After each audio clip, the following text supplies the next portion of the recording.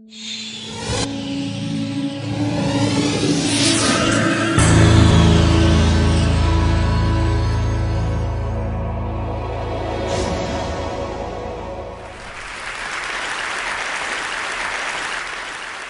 actually here to make a challenge to people. I know there have been many challenges made to people. The one I'm going to make is that it is time for us to reclaim what peace really means.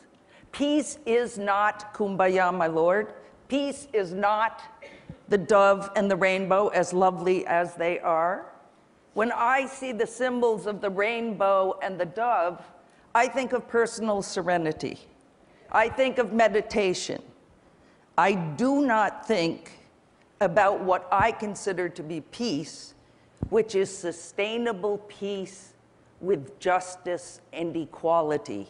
It is a sustainable peace in which the majority of people on this planet have access to enough resources to live dignified lives, where these people have enough access to education and health care so that they can live in freedom from want and freedom from fear. This is called human security. And I am not a complete pacifist like some of my really, really heavy-duty, nonviolent friends like Mairead Maguire. I understand that humans are so messed up, to use a nice word, because I promised my mom I'd stop using the F-bomb in public. And I'm trying harder and harder. Mom, I'm really trying. We need a little bit of police, we need a little bit of military, but for defense. We need to redefine what makes us secure in this world. It is not arming our country to the teeth. It is not getting other countries to arm themselves to the teeth with the weapons that we produce and we sell them. It is using that money more rationally to make the countries of the world secure, to make the people of the world secure. I was thinking about the recent ongoings in Congress, where the president is offering $8.4 billion to try to get the START vote. I certainly support the START vote. But he's offering $84 billion for the modernizing of nuclear weapons. Do you know the figure that the UN talks about for fulfilling the Millennium Development Goals is $80 billion? Just that little bit of money, which to me, I wish it was in my bank account. It's not, but it's, you know, in global terms, it's a little bit of money. But it's going to modernize weapons we do not need and will not be gotten rid of in our lifetime unless we get up off and take action to make it happen. Unless we begin to believe that all of the things that we've been hearing about in these last 2 days are elements of what come together to make human security. It is saving the tigers. It is stopping the tar sands. It is having access to medical equipment that can actually tell who does have cancer. It is all of those things. It is using our money for all of those things. It is about action. I was in Hiroshima a couple of weeks ago, and His Holiness, we're sitting there in front of thousands of people in the city, and there are about 8 of us Nobel laureates, and he's a bad guy. It's like a bad kid in church. We're staring at everybody, waiting our turn to speak, and he leans over to me and he says, "Jody, I'm a Buddhist monk." I said, "Yes, Your Holiness, your robe gives it away." He said, "You know that I kind of like meditation and I pray." I said, "That's good, that's good. We need that in the world. I don't follow that, but that's cool." And he says, "But I have become skeptical.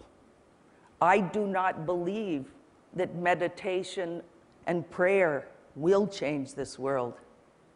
I think what we need is action." His Holiness in his robes is my new action hero. I spoke with Aung San Suu Kyi a couple of days ago. As most of you know, she's a hero for democracy in her country, Burma. You probably also know that she has spent 15 of the last 20 years imprisoned for her efforts to bring about democracy. She was just released a couple of weeks ago, and we're very concerned to see how long she will be free, because she is already out in the streets in Rangoon agitating for change. She is already out in the streets working with the party to try to rebuild it. But I talked to her for a range of issues. But one thing that I want to say, because it's similar to what His Holiness said, she said, you know, we have a long road to go to finally get democracy in my country. But I don't believe in hope without endeavor. I don't believe in the hope of change unless we take action to make it so. Here's another woman hero of mine. She's my friend, Dr. Shirin Ebadi, the first woman, Muslim woman, to receive the Nobel Peace Prize. She has been in exile for the last year and a half. You ask her where she lives. Where does she live in exile? She says the airports of the world. She is traveling because she was out of the country at the time of the elections. And instead of going home, she conferred with all the other women that she works with, who said to her, stay out, we need you out. We need to be able to talk to you out there so that you can give the message of what's happening here.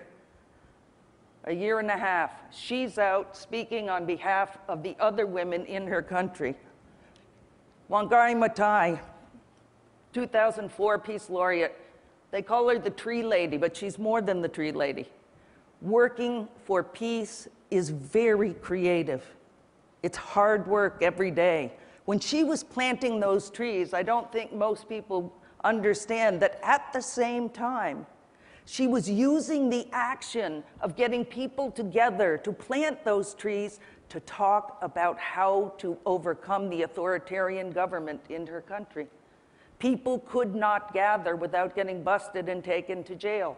But if they were together planting trees for the environment, it was okay. Creativity. But it's not just iconic women like Shirin, like Aung San Suu Kyi, like Wangari Maathai. It is other women in the world who are also struggling together to change this world. The Women's League of Burma, 11 individual organizations of Burmese women came together because there's strength in numbers. Working together is what changes our world. The Million Signatures campaign of women inside Burma working together to change human rights, to bring democracy to that country. When one is arrested and taken to prison, another one comes out and joins the movement, recognizing that if they work together, they will ultimately bring change in their own country. Mairead Maguire in the middle, Betty Williams on the right-hand side, bringing peace to Northern Ireland. And I'll tell you the quick story. An IRA driver was shot, and his car plowed into people on the side of the street. There was a mother and 3 children. The children were killed on the spot. It was Mairead's sister.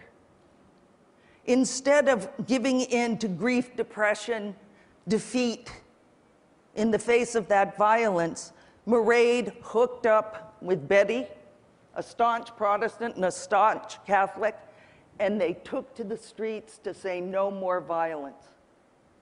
And they were able to get tens of thousands of primarily women, some men, in the streets to bring about change.